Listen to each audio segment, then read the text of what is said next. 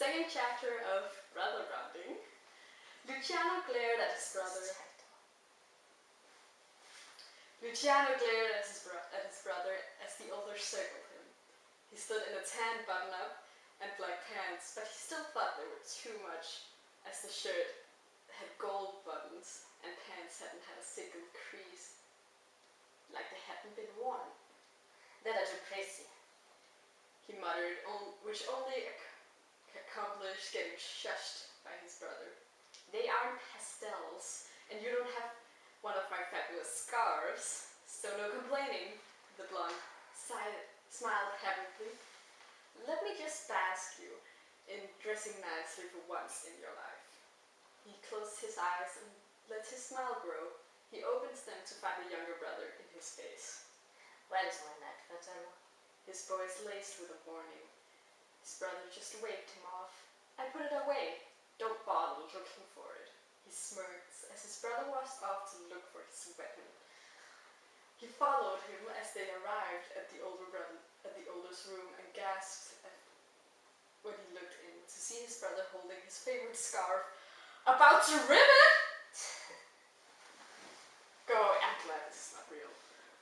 It could be real if you stop doing that.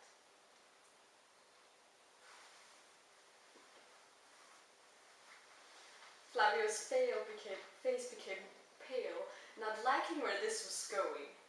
His brother smirked. Where is my knife, Fratello? You know I don't like it when I don't have it. That is true, you know that. Calm down. Flavio stared at him. Fratello, now, there's no time to... What? This is no time to be unrational. He grabbed the scarf. He reached to grab the scarf, only to have it pulled out of his reach. Tell me your rip it. Flavio sighed and looked down. In the kitchen drawer, with all the other knives, kind of. He felt the scarf be pushed into his arms as his brother walked past. He followed, still clutching the material, and watched him search. As soon as Luciano got his knife, the prick of worry soon left, and he walked into the living room, probing his feet up on the coffee table. He peeked at his brother, who had left to put his precious scarf away. His brother's eyes twitched in annoyance, and a fake smile plastered on his face. Fine, whatever. I can clean when you leave. But how long do you think it will take for Al to leave you alone? The blonde said, with a wave of rudeness to the younger, and get back on the subject. A week, maybe a month, even. But when we finally get to do the brotherly bonding you've always wanted, Fratello. Ew. His smirk grew as he saw his brother start to recall that annoying conversation. Oh yes, I remember that discussion. I also believe that it was at your house with your furniture, but yes, bonding time. His fake smile dropped, some thinking about what bonding activities may happen, and hoped that they didn't involve actually bonding. The suit was new, and he didn't want to get it wrinkled any more than it was then. Please don't. A thin smile made its way to Luciano's face. What is wrong with bonding at your house, Fratello? He leaned his body closer and rested his face on his arms that was supported by his knees. Flavio just waved off the comment, trying to avoid answering, and turned his back to his brother. Luciano smiled widened. Okay then, Romano, let's bond. He threw his knife at the blonde's shoulder, only to have it caught, and his brother shaking his head at him. Oh, Fratello, how long have I known you?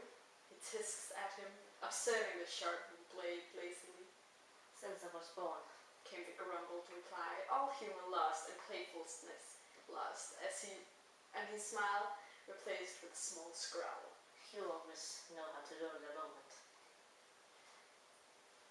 Right at that joke. Flavio begins to lazily turn the knife in his hands. Oh, of course. How could I have forgotten? He prepares to throw it back at the younger. You would think that by now I would have gotten used to your violent tendencies, came the snide remark as the knife wishes through the air towards Luciano. Luciano catches the knife without even having to look at it. He moves it down and lazily begins to spin it on the top of his finger. At least this person knows how good my techniques are.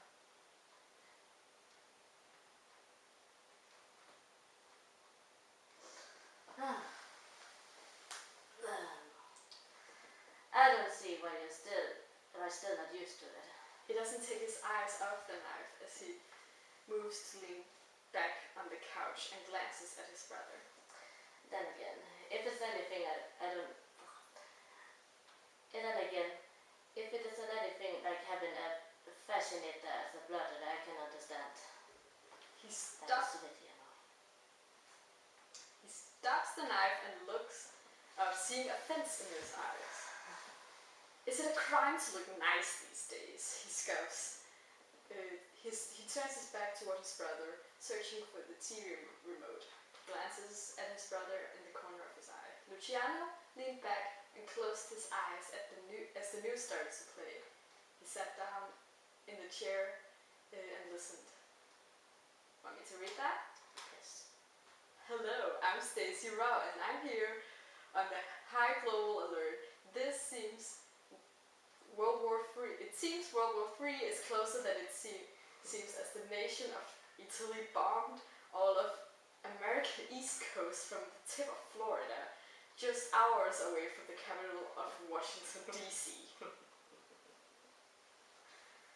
Flavio turned to look at his younger brother with a shocked face. You said it was nothing important. He finally got out. His brother didn't open his eyes. His calm demeanor stayed as he waved his brother off. It wasn't anything important for you to know. He said so casually that he had just failed a test in school and it wasn't really going to affect him. Flavio stared at his brother, progressing the information in his head before he put his hand over his mouth and sniggered. Luciano cracked an eye open at the sound, confused. What? Was the simple question he asked. Just the whole, it's nothing important for me to know thing. He turns to his side, so he's facing his brother and looks casually outside. I understand, Lucy, even though it must be really bad to have such a lover's quarrel.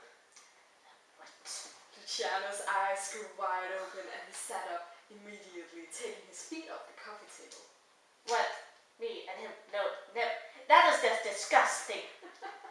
What the heck? Don't you dare laugh.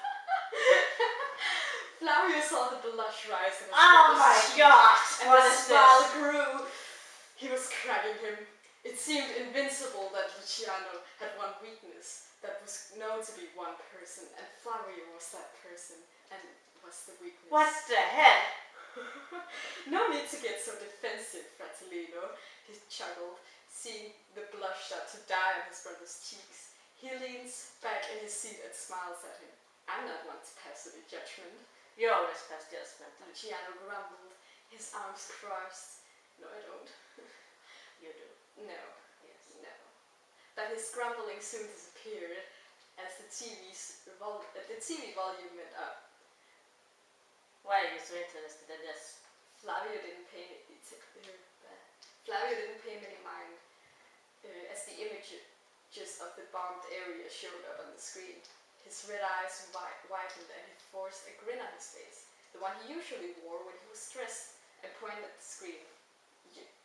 You bombed America. He watched his brother's smirking face nod.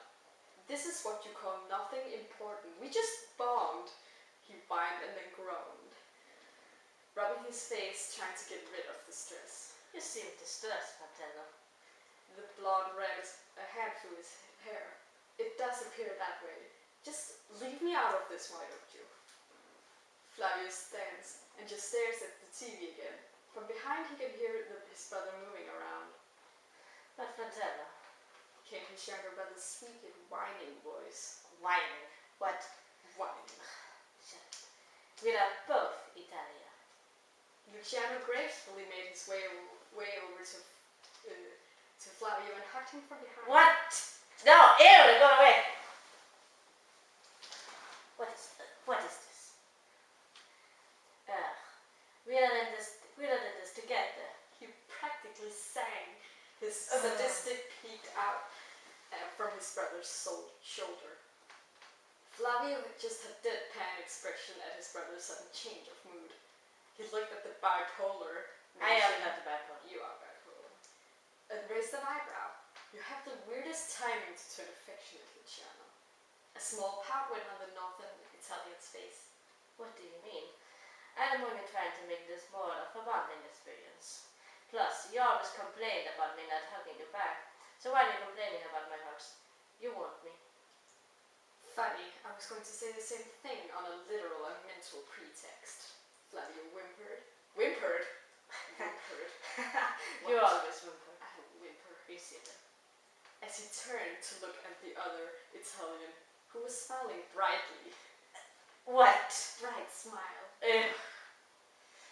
You're stuck with me, Fratello. Luciano said as he patted the other's shoulder. You're stuck with me. Okay, let's just stop here. This is weird. This is still